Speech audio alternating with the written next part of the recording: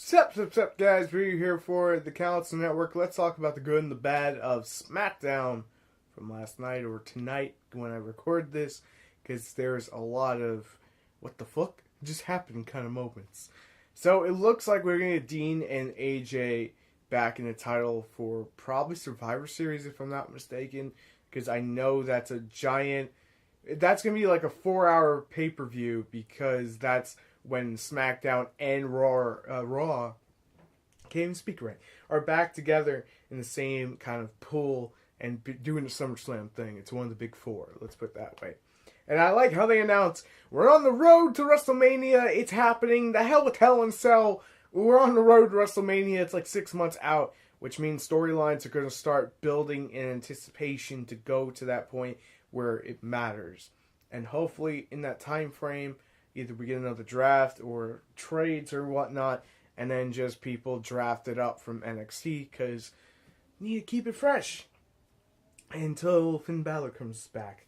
But Ziggler came out and cut a promo of how he overcame the odds and won at No Mercy.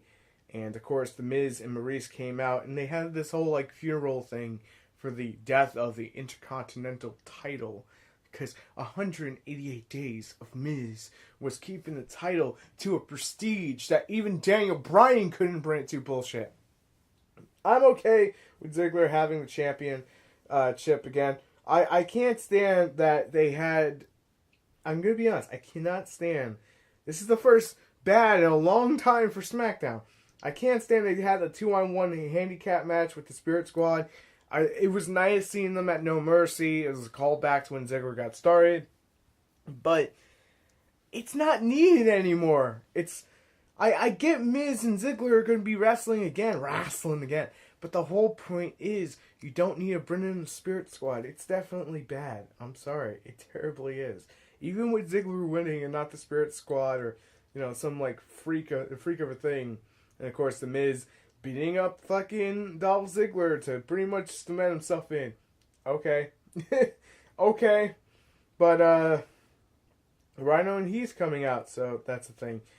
They talked about Becky being out of action and with a medical condition unrelated to competition. Becky will defend against Alexa Bliss on November the 8th. So that's... Okay, it is confirmed to be SmackDown. Because I'm like, alright, they didn't announce when the next pay-per-view is. I thought that was going to be the next pay-per-view, and I'm like, hold up. They're building to Survivor Series. They're not building up to like another pay-per-view in between Hell in Cell and Survivor Series. They're going to straight up leave it for Survivor Series. Kane and Randy Orton teamed up against Luke Harper and Bray Wyatt. And the odd thing is, Bray won. Oh my god, they're actually fucking doing it. This is what needs to happen. And WWE, just shh and listen, especially Vince. What needs to happen is Bray needs to go on a winning spree from now all the way down until WrestleMania. He needs to get Money in the Bank and cash it in and become a world champion. Whether that be against John Cena or AJ Styles, I don't really care. But having Bray basically be an evil heel that is a monstrosity that finally wins the title after like 3-4 years, this needs to happen. The belt needs to get put on him. That prestige needs to be risen to Bray Wyatt. I think he would make a great champion if given the chance. And the guy can really work promos and in the ring. The only thing that's holding him back is booking, injuries. You know, it's just freak accidents, let's put it that way. Then we get to the first women's match of the night. I believe it may have been the only one. Naomi versus Carmella. And I wasn't super invested in this. Naomi wins, of course. And Nikki Bella comes out chasing Carmella. Yay! We're going to see another feud between those two women. It is what it is. I think the thing is, the lack of Becky Lynch is really affecting it. And I know why. They're giving her time. She needs that right now. But... of course, it is what it is. Alexa Bliss backstage promo that she could beat Naomi any day of the week, and Daniel Bryan walks up to her and makes the match for next week, so we're going to see that. And of course, she lost at No Mercy and claimed she wasn't ready for it. And of course, AJ Styles has a victory speech, which ended up being hilarious what it led to. Chad and Gable versus Jimmy. Oh no, it's Chad Gable versus Jimmy Uso. I'm gonna be completely honest. I tuned out of that match. I thought it was a tag match. Kind of disappointed it wasn't. But the rivalry is gonna still keep going with Jimmy winning. All right, it is what it is, right?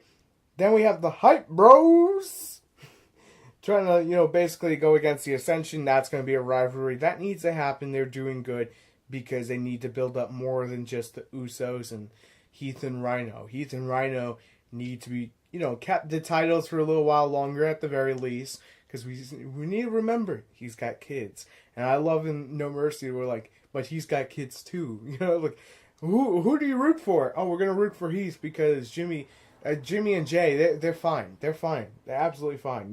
They're related to that Roman Reigns guy. But, so AJ Styles, No Mercy, victory speech, talked about being John Cena and Dean Ambrose on Sunday. He knocks on the fans and goes back to talking about No Mercy triple threat. Because he was like, hey, you guys want to root for John Cena? You guys want to root for Ambrose? And, of course, there were cheers, and then AJ's just like, why would you want to, root for a guy like that? What are you, stupid? So this led to one of the funniest things that Ambrose came out, wanted basically a rematch, talking about the title and whatnot.